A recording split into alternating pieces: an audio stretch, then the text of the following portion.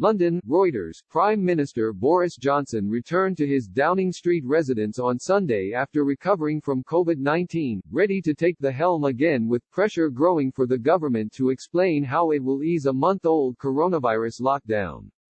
Johnson, 55, spent 3 nights in intensive care with the illness. A spokeswoman confirmed he was back at 10 Downing Street on Sunday evening after 2 weeks recovering at Chequers, his country residence.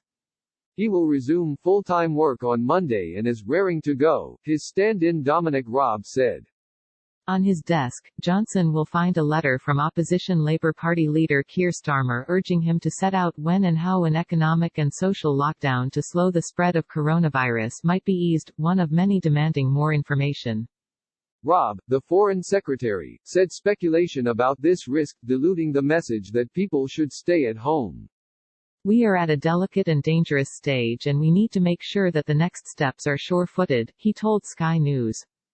The official number of deaths related to COVID-19 in hospitals across the United Kingdom rose to 20,732, up by 413 in 24 hours, while confirmed cases stood at 152,840, up by 4,463.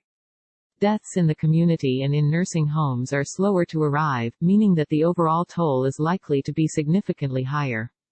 Stephen Powis, medical director of the National Health Service in England, said the very definite downward trend in the number of coronavirus cases in hospital demonstrated that social distancing was reducing virus transmission and spread. Raab said the government was following medical and scientific advice, and that there would not be a sharp easing but a gradual progression to a new normal. Later, at the government's daily briefing, Farming and Environment Minister George Eustice said the lockdown would next be reviewed in a couple of weeks. Labour leader Starmer said in his open letter to Johnson that the government was falling behind the rest of the world by refusing to say more. Simply acting as if this discussion is not happening is not credible, he wrote. He said the government had been too slow to impose the lockdown, to expand testing and to get personal protective equipment (PPE) to hospital and care home staff. A barrage of dire economic news has added to pressure on the government. Businesses have reported an historic collapse in demand, retail sales have plunged by the most on record, government debt is surging, and a Bank of England interest rate setter warning that the economic contraction could be the worst in centuries.